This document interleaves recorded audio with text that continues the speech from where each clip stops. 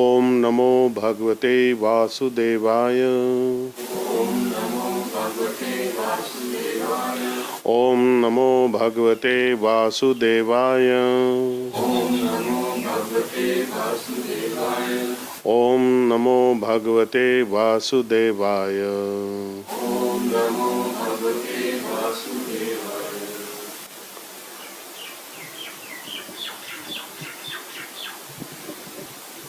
So we had completed text 7 of chapter 7 of Bhagavad Gita, and just to give you the continuity, Krishna is explaining to Arjun in chapter 7 that what is the knowledge of the absolute truth, the absolute supreme being. And he has told Arjun that by knowing this, you will become free of fear, and you can know me, and your mind can be attached to me, and you practice this yoga in consciousness of me, and you will be free of doubt. So it says that in text number 6 particularly, he is telling Arjun that, or we can go to text number 5, he is telling Arjun that besides the superior spiritual nature, there is this inferior nature. He has mentioned the inferior nature, the 8 things, the 5 elements, the earth, water, fire, air, ether, mind, intelligence, and false ego. So these 8 comprise of Lord Krishna's separated material energies, and then he is saying that besides these inferior energies of mind, there is a superior energy which includes the living entities, the souls. And that is, the souls are struggling with this inferior energy of mind. So we understand from that although it is considered to be, Krishna considers these to be his inferior energies because they are separated from him, they are not remaining connected to him, it is still very powerful to capture the living entity who wants to enjoy as a controller or as a supreme being. So the whole point of it is that those who understand this knowledge, understand this science, they can free themselves from the problems of this struggle with this 8 things, the material elements and the mind, intelligence, and false ego. So this is very, very important to keep in mind. And Krishna is saying in the 7th text, Mata parataram na anyat kinchit asti dhananjaya mai sarvam idam protam sutre manigana eva. There is no truth superior to me, and everything is resting on me just as pearls are resting on a string. So it is like that everything is resting on Krishna, but Krishna is not in anything. So he expands this further. Today we will study that further expansion of this explanation, and that is text number 8. Rasoham apsu kaunteya prabhasmi sasi suryaho pranava sarva vedeshu shabda ke paurusham nrishu. Rasa aham apsu kaunteya. Son of Kunti, my cousin. Queen Kunti is Krishna's aunt. I am the taste of water. Apsu is water. Rasa means the taste. So rasa aham apsu, I am the taste of water. Prabha asmi, I am the light of the sun and the moon. Prabha asmi shashi suryao. Pranava sarva vedeshu shabda ke paurusham nrishu. I am the sound, shabda, in the Vedas, in all the Vedas, in the pranava, the om sound, the a, uma sound. I am the syllable Om in the Vedic mantras. I am the sound in the ether. K is from Kham, which is ether.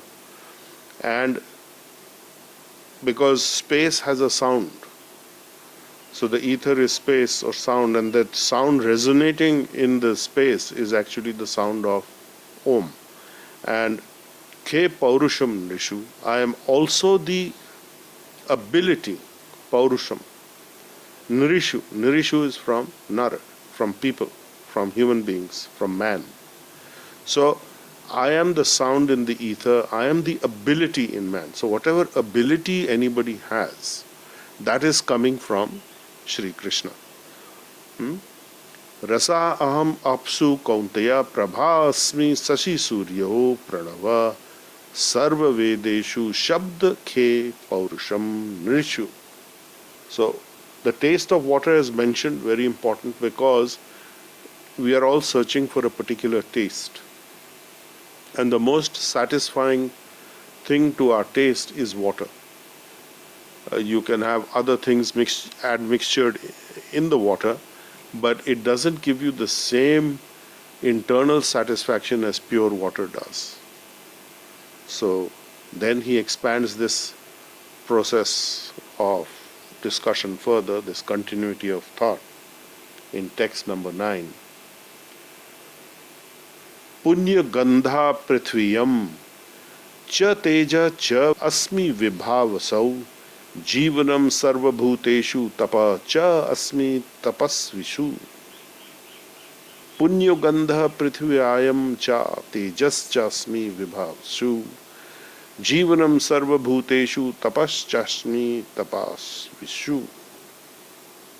So punya, original, gandha, fragrance, prithviyam, in the earth.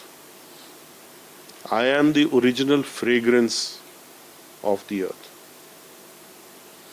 So, if you would remember from the discussion of the expansion of the elements by qualities, you would remember that earth has fragrance and knowledge sitting in it. I am the heat of fire. I am the heat in fire. Cha teja. Cha asmi vibhavasau. I am the teja, the glow and the temperature in vibhavasau is the fire. Jivanam sarvabhuteshu tapa. I am the life, jivanam, sarvabhuteshu, of all living entities. I am the life force. I am the life force in all the living entities. Tapa cha asmi tapasvisu. I am the penance of all the ascetics, all those who are undergoing penance. The act of penance, I am that also. So these are his expansions further. Text number 10. Bijam mam sarvabhutanam vidhi partha sanatanam buddhi buddhimatam asmi teja tejasvinam aham. So bijam mam sarvabhutanam. I am the original seed of all living entities. So first he has said, I am the life force itself. I am the life itself. So that is akin to your universal life force energies, of which another name is Reiki, and the KQ force, the karma quotient force. So bijam mam sarva bhutanam vidhi partha. Try to understand Partha, son of Pritha. Sanatanam, original, eternal, forever. Buddhi, intelligence of the buddhimatam. I am the intelligence of the intelligent. Asmi. Teja tejasvinam aham. I am the prowess of the powerful. Those who are powerful, I am that power in them. So everything I am expanding into in the following ways, he is explaining.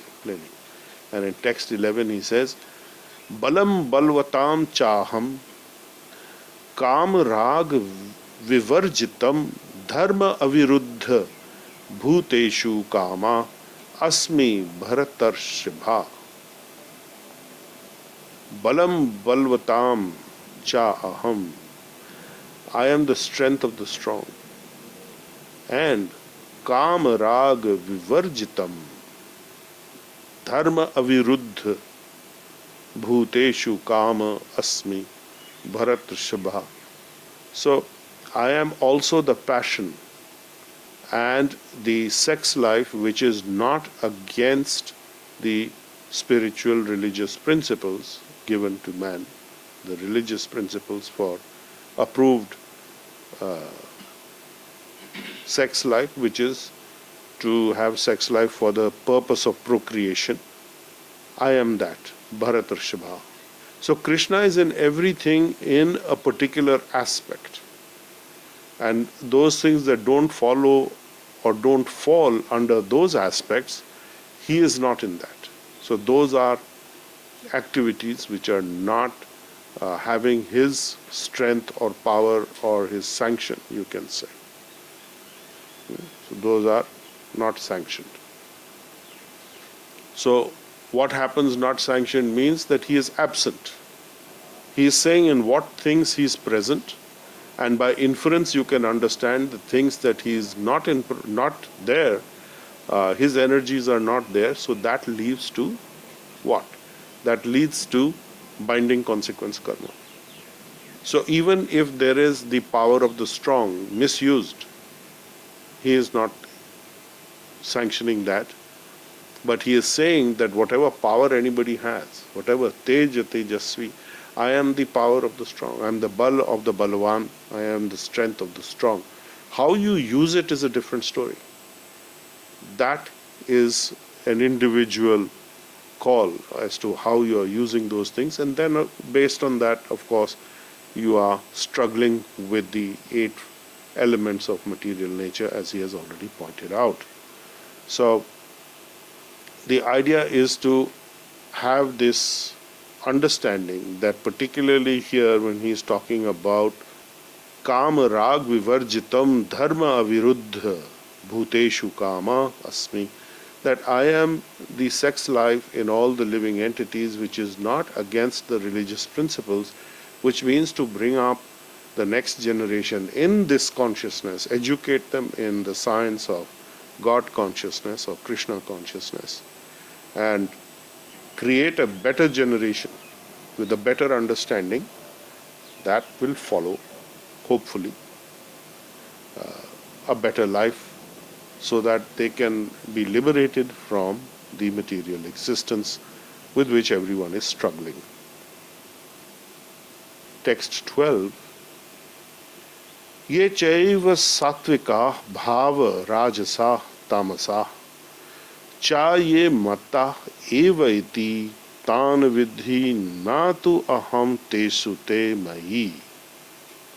Ye chaiva satvika bhava rajasa tamas cha ye mata eva iti tan vidhi natu aham tesu te mayi.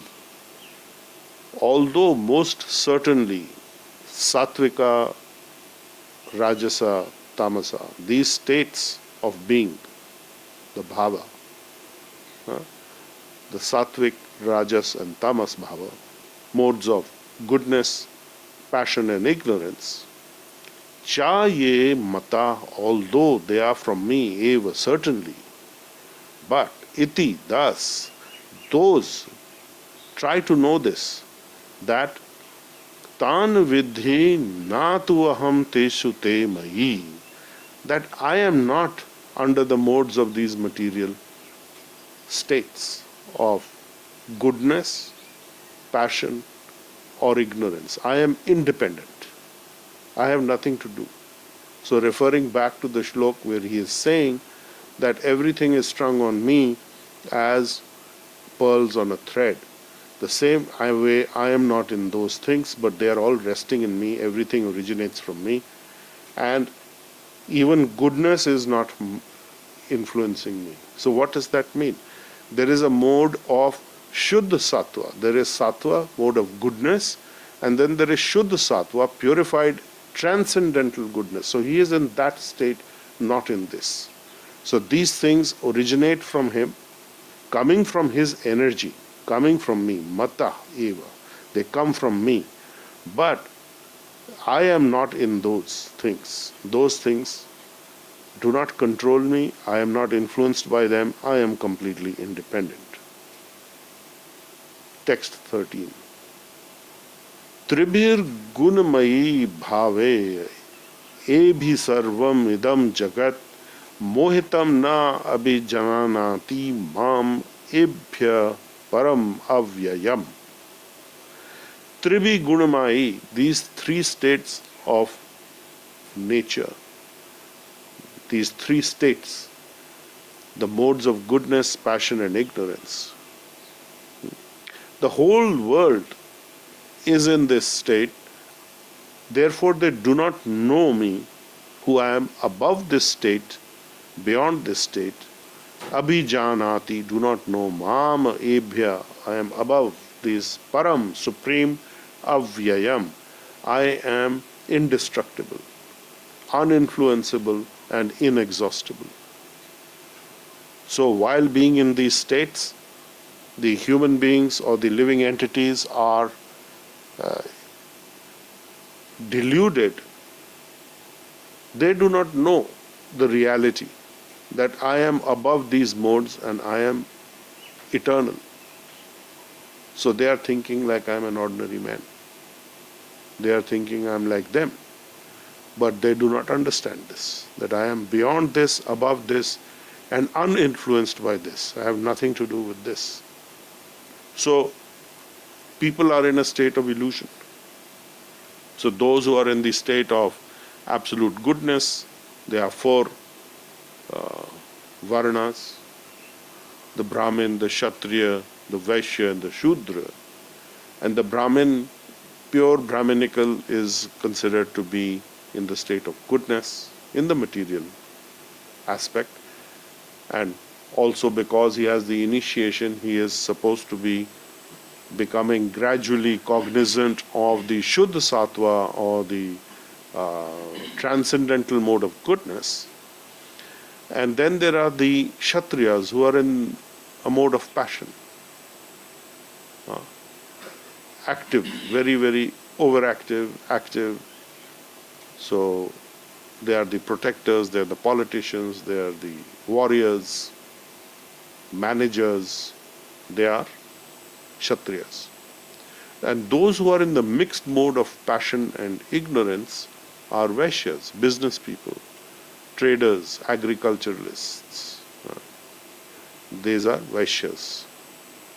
And those who are in complete ignorance, they are Shudras. Shudra means labor class. And those who are in none of the above, they are in the animal class. Right? So those who are not having any of these qualities, at the very minimum, they are considered to be animalistic. Right? And then there is, of course, animal life also.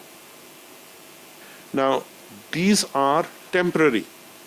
In this life you may be Brahmin, in previous life you could have been something else, and in the future life you may be somebody else.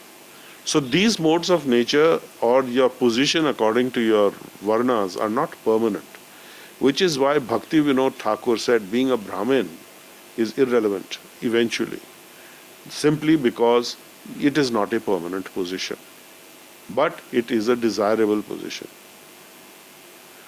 So you have to consider which is the better place to be. It is not permanent, certainly. It doesn't give you any eternal benefit, but it gives you a benefit of being able to progress towards the eternal faster if you have a Brahminical influence, if you are working with that Brahminical influence and energy. So even the demigods are under this spell of the material nature. And so are the animals, so are the human beings, so are all living entities, moving or unmoving. Divine consciousness in the mode of absolute goodness means transcendental consciousness. And you have that connection. When you have that connection with the healing energies, with Krishna's transcendental energies, then you are in a much safer position and a better position to progress. Not only in this life, but guaranteeing future progress. It's a absolute insurance for the future that you will again come back to this consciousness and progress from there. So there is no loss for you. In text 14, Krishna is saying, Devi hi esha gunamayi mama maya duratyaya mama eva ye prapadyante mayam etam tarantite. Devi hi esha gunamayi. The transcendental, Devi means the transcendental. Transcendental, certainly, Esha, this Gunamayi, consisting of the three modes of material nature, Mama Maya, my energy, Duratyaya, very difficult to overcome. In other words, to go beyond this three modes of material nature, Gunamayi, Triguni Maya, energy, separated energy, Duratyaya, very difficult to overcome. But Mama eva ye prapadyante maya metam tarantite. Those who have surrendered to me can easily cross beyond it. Quickly. Very quickly. Very easily. So, the surrender is very, very important. In the 18th chapter of Bhagavad Gita, Krishna gives this absolute instruction in the 66th shlok.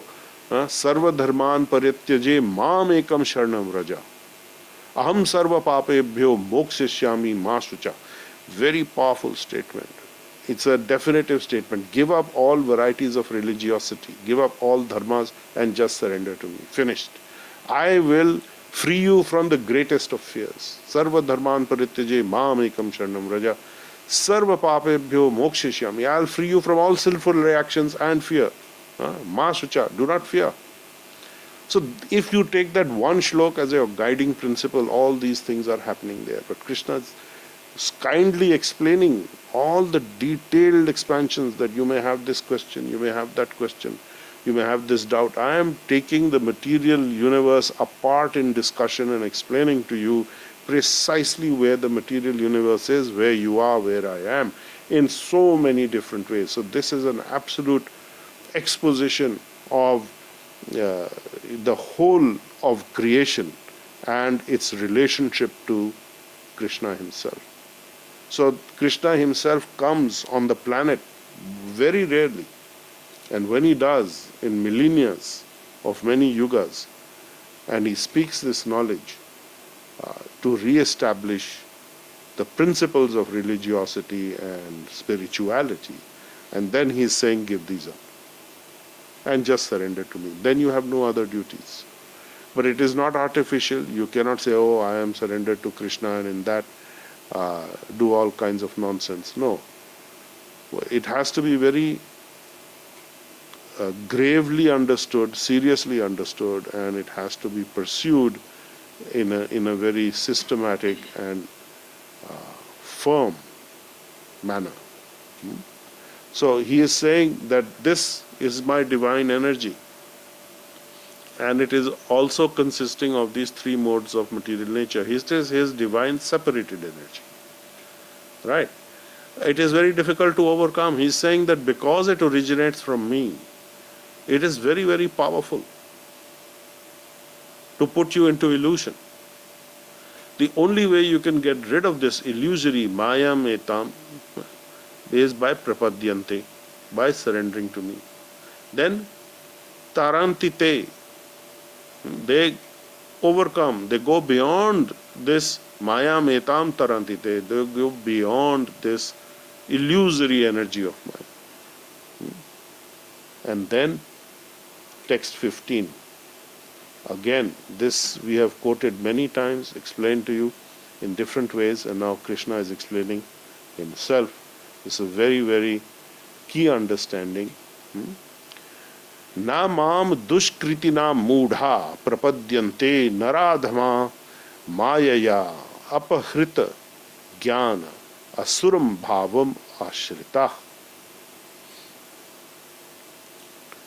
Na mam dushkritina, miscreants, those who are miscreants, not following the principles. Mudha, foolish. Na mam dushkritina mudha prapadyante, they do not surrender to me. They are naradhama, the lowest of mankind. So, mahaya apahrita jnana asuram bhavam ashrita. My illusory energies, maya, maya, apahrita, stolen, their knowledge, jnana, and asura bhavam ashrita, they have accepted the demonic, atheistic, agnostic, whatever kind of nature, not surrendering to me, thinking they are supreme. That is demon. Right? I am God, as good as God. Where is he? I have not seen him. And I have attained all this with my own benefit. You will learn this later on in chapter 16. What are the qualities of the men, the people who are thinking like this. And these people are the absolute most foolish, lowest amongst mankind, whose knowledge is stolen by illusion. They have lost it to illusion. And they are taken the shelter of the atheistic, demoniac nature. And they do not surrender to me. So the demons will remain in that demoniac consciousness unless something happens to make them change it. So it's a very strong ego position of being a controller and not surrendering to Krishna. Here is another shlok which is very, very instructive in the practical sense, and the understanding becomes very clear. Chatur vidha bhajante mam jana sukritina arjuna artha jigyasu artha arthi artha jigyasu artha arthi jnani cha bharat.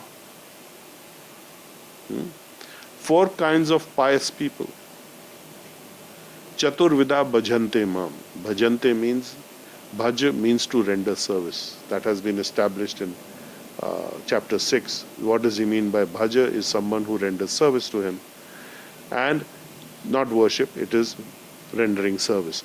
Chaturvidha bhajante mam jana sukritina. Those who are pious. Sukriti means pious activity. In the mode of goodness. Arjuna artha jigyasu artha arthi.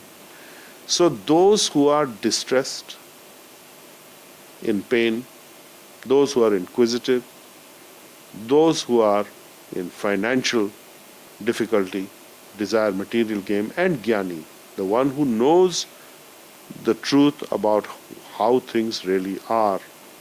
Cha bharatar shabha. So these four types of people render devotional service to me. Artha, artharthi, and jnani and jigyasu.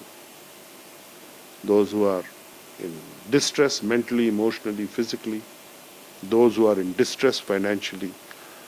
Those who are inquisitive and their distress is that they are not getting their inquisitiveness satisfied, so that's why they're inquisitive, they're searching.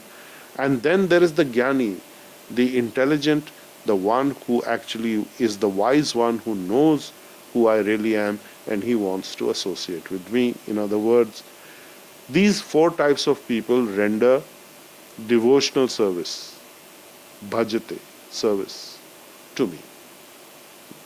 Very, very important understanding. Then text 17. Tesham jnani nitya yukta ek bhakti vishishyate priya hi jnanina atyartham aham sa cha mama priya. Tesham jnani nitya yukta. Out of them, those who are in full knowledge, nitya yukta, always joint in yogic yukt, state with me. Only those one, very few. But of those, the one who is always Nitya Yukta, always engaged in bhakti, devotional service, in surrender, Vishishyate, especially Priya, especially dear. And certainly Jnanina, person who is in knowledge of this type of person, Aham sa cha mam priya. I am very dear to him and he is very dear to me. So such a person, no matter what his state was, whether he was Arthartarthi, Jigyasu, he is at the Jnani level if he has surrendered. So Jnani doesn't mean book knowledge, Jnani doesn't mean highly educated in colleges and schools. Jnani is this person who is in full knowledge, always engaged in my devotional service, loving devotional service. Bhakti is loving devotional service. Bhajate mam, serves me. Vishishyate, especially Priya, he is especially dear to me and I am dear to him. So that is the bottom line. So when you are engaged in serving the divine in a devotional aspect, and there are many ways you can do that, and as karmic healers, you are doing that by releasing yourself from binding consequence karma, and in the process releasing others as well, and giving their inner radiance, their inner true self, a chance to come up to the level of understanding who the divine is and progressing from there. That is a very great service. You are also able to serve Krishna by chanting the Hare Krishna Mahamantra. You are also able to serve Krishna by doing Archa Vigraha. You are doing service to the deity and so on. There are many different ways, and it depends on what appeals to you in whichever way you come to him. Krishna says it doesn't matter. Ultimately, you have to come to the point of being Jnani. Jnani means a person who is knowledgeable, a person who is fully knowledgeable, and he is always engaged, Nitya Yukta. There are two things. First is the knowledge, and the second is the action part of the knowledge. Just having the knowledge is insufficient. You must also be engaged in his service directly and always in thinking of him, in union with him, in this Nitya Yukta, through the pure devotional service, through this aspect of working with him, for him, doing everything for him. So all that you do, you offer to him, or you offer to the energy of the spiritual force that is there with you, the karma healing force, which comes only from Krishna, because Krishna is the only one who can release you from your karma, nobody else. Lord Shiva cannot do it, Devi cannot do it, Lord Ganesh cannot do it, none of the demigods can do it. Only he has the right to release you. So you can approach him through different channels. You can approach him through Lord Brahma, as in our parampara, the Gaudiya Vaishnava Brahma Sampradaya, or you can approach through Lord Shiva, a very great devotee of Lord Krishna. You can approach through Devi, a great devotee of Lord Krishna, or through the Kumar Sampradaya, which is coming from Narad Muni's teachings, Narad Muni and the Kumars.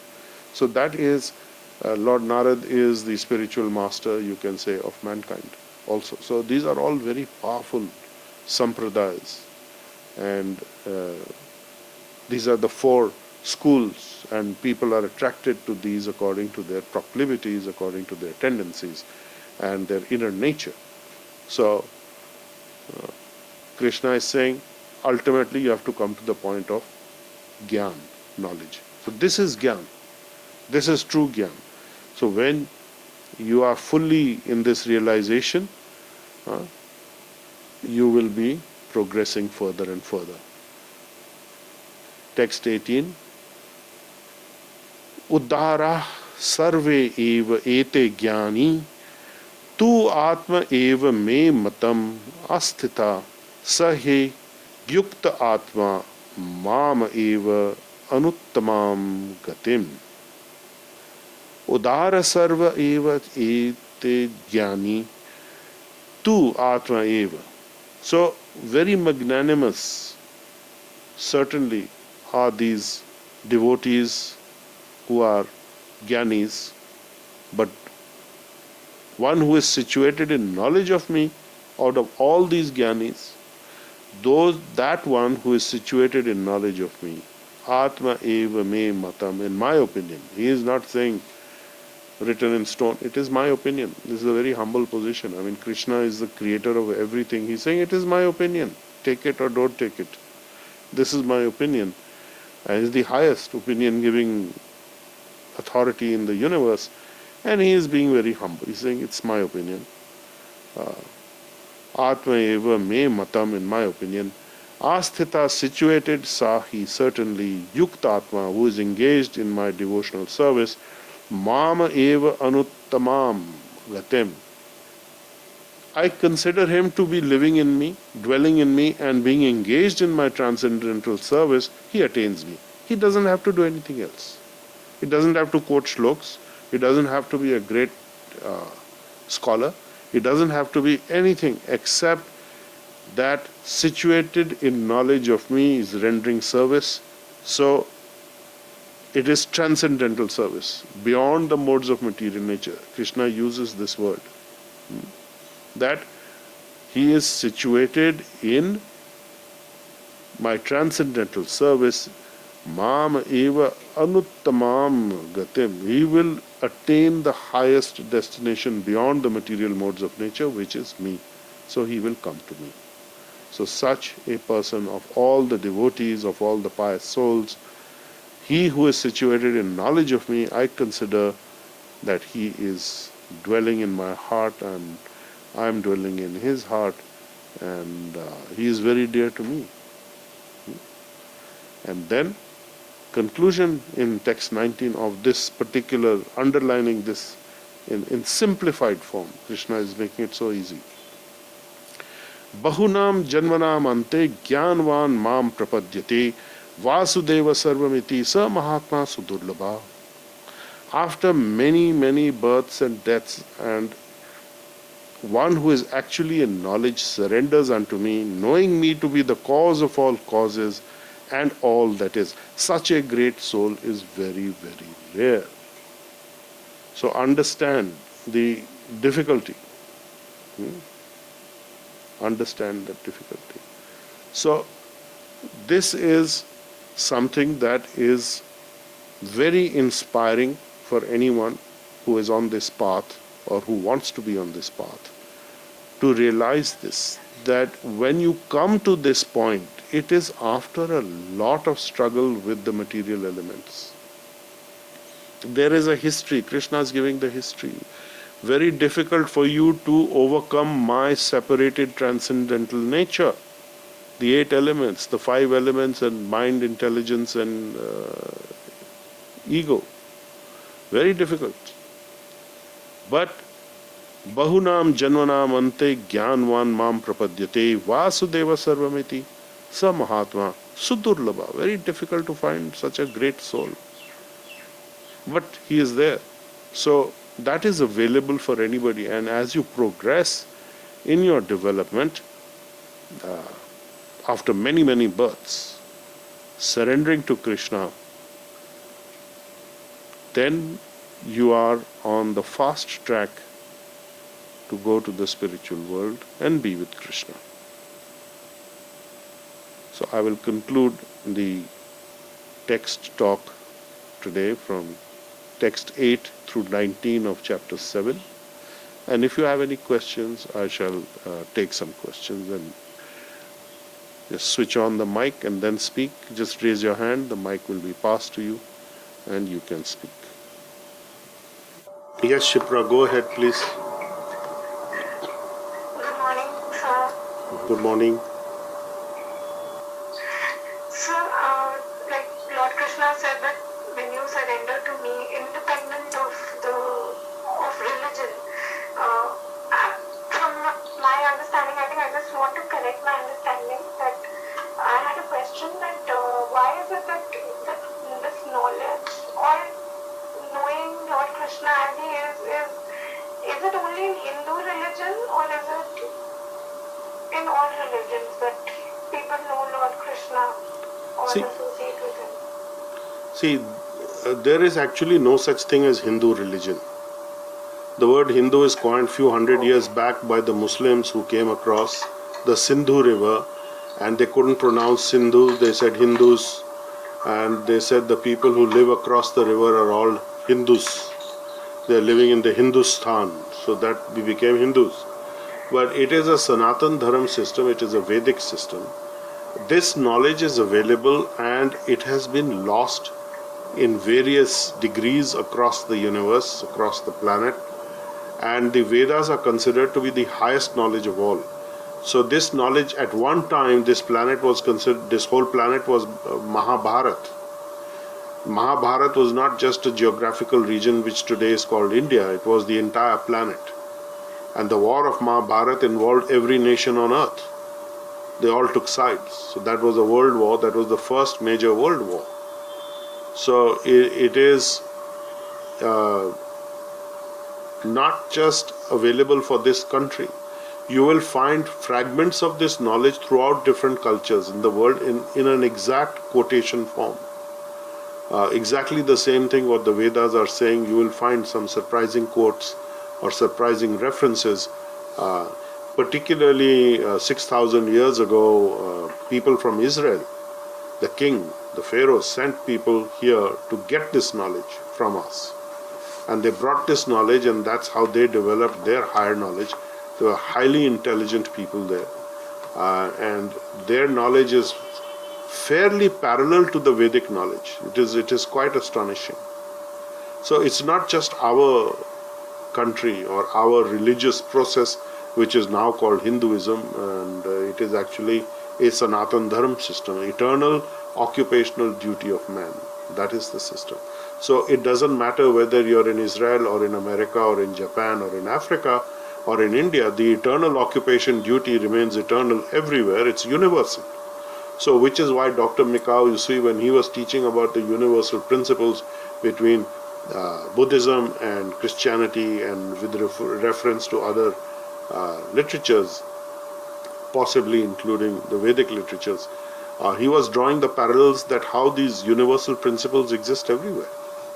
The thing is that the Vedic knowledge has been given thousands of years back in an oral tradition, in millennia, and it has come to be in written form in the last few thousand years. So this knowledge is not meant for a particular land or a particular culture or a particular people. It's not a cultist knowledge, it is for everyone across the universe. So which is what we are trying to explain in these lectures, which we call Bhagavad Gita for all. It is for everyone, at all times, at all places, and it is applicable to every single person, no matter where they are. Okay? Sir, just one more question. All right. Sir, in the lecture that there was that there are 4 ways to learn about Lord Krishna or approach Lord Krishna, which is through Brahma, through Devi, through Lord Shiva, and through Narad Muni. So, if you could just... Well, these are the 4 schools. These are the 4 sampradayas. There is the Kumar Sampradaya, there is the Devi Sampradaya, there is the Shiva Sampradaya, and then there is the Brahma Sampradaya. So Brahma Sampradaya is the sun aspect, the expansion of Brahma. The first thing that came was light in the universe, that was the sun. And we are personally in that lineage, and by extension you are also in that lineage. But you could be attracted towards the Devi knowledge, which is fine. The difficulty with a lot of these is that you get deviated into the material zone. But the ultimate goal is to approach Krishna. So these are 4 different universities. So Brahma Sampradaya is actually the original source of everything, is coming from Lord Brahma, because the material universe was generated and he was the architect and builder of the material universe. So he has prime position. Lord Shiva is beyond the material universe, above it, although Lord Brahma is considered to be his father, because Lord Shiva was generated when Brahma got very angry once. So the joint mode of passion and ignorance, so a blue and a red light came out from his third eye, and Lord Shiva manifested. So, but actually Lord Shiva is higher than the material universe. He is also in the material universe, but higher than this place which is called Devi Dham. This is run by Devi, right? And this is Devi Dham, then there is Shiv Dham, and then there is Hari Dham. So Hari Dham is the place of Krishna. Shiv Dham is the place of Lord Shiva, and Devi Dham is this material universe. So the people in the Devi aspect, they are very much carried away by rituals and propitiating gods and procedures and mantras aimed at material benefits. The Kumar Sampradaya is very intellectual. Lord Shiva is also very intellectual and working as he is one of the highest devotees of Lord Krishna. He is originating from Lord Shankarshan, from the second expansion of the Vishnus. So, which originally came from Balram, who came from Krishna. So you can trace the whole lineage back if you want to, but that is another study. So suffice it to understand that all the four sampradayas are authorized. Now the teachings may have deviated over time, but the core knowledge is there for anybody who wants to access it, and it's available. Okay? Very grateful, sir. Okay, welcome. Anyone else? So where does Lord Brahma stay? Lord Brahma stays in Brahmalok.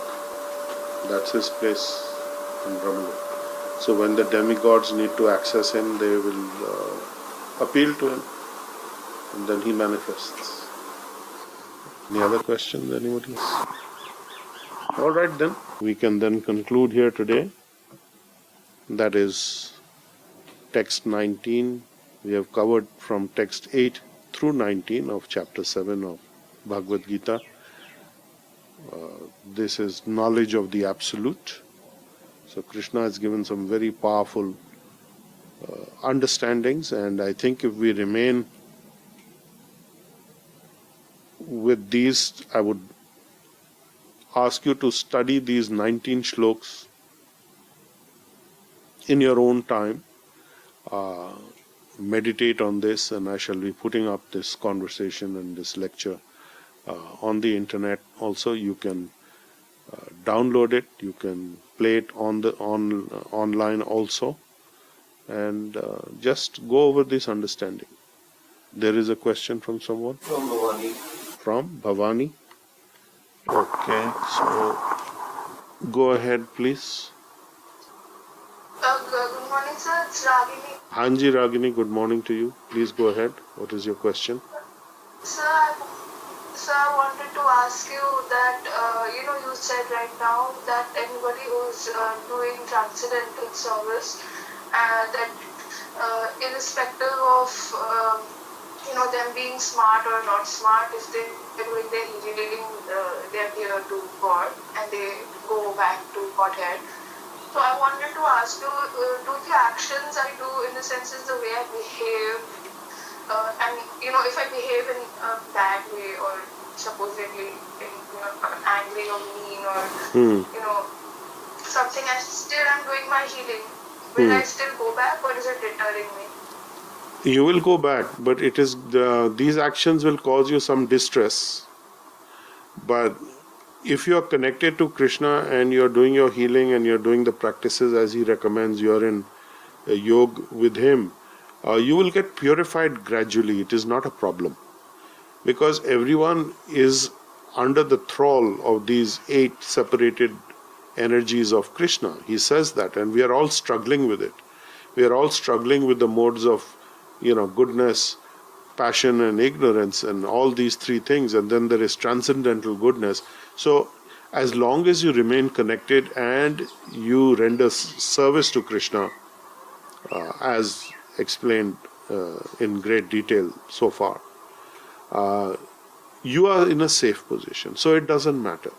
So you can be a very nasty person and come to Krishna consciousness, or come to Reiki, or come to the KQ force, or to the Brahminical energies by whatever name called, and you can still progress. So it is only your level of progress is different. So it's not disqualification, it is an impediment rather than a disqualification. So that impediment will also go away. The only way to make it go away is to continue in your service, continue in your healing aspect. So there's no other way. So as we tell you that even if you commit offense, the only way you can get rid of it is, of course, by asking forgiveness and just continuing in your healing process. So you can chant Hare Krishna Mahamantra in addition to all the things that you have learned so far, and that's a wonderful completeness of what you are doing. So the Mahamantra will also carry you. The sound vibration is across space also. It exists in every piece of matter. So a transcendental sound will also change your nature.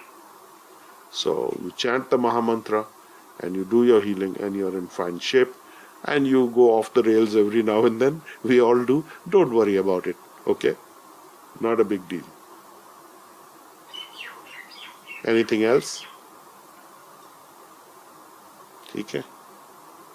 All right, so then we will conclude here today. Chapter 7, text 8 through 19 of the Bhagavad Gita. Om Namo Bhagavate Vasudevaya. Om Namo Bhagavate Vasudevaya. Om Namo Bhagavate Vasudevaya. Om Namo Bhagavate Vasudevaya. Om Namo Bhagavate Vasudevaya. Om Namo Bhagavate Vasudevaya.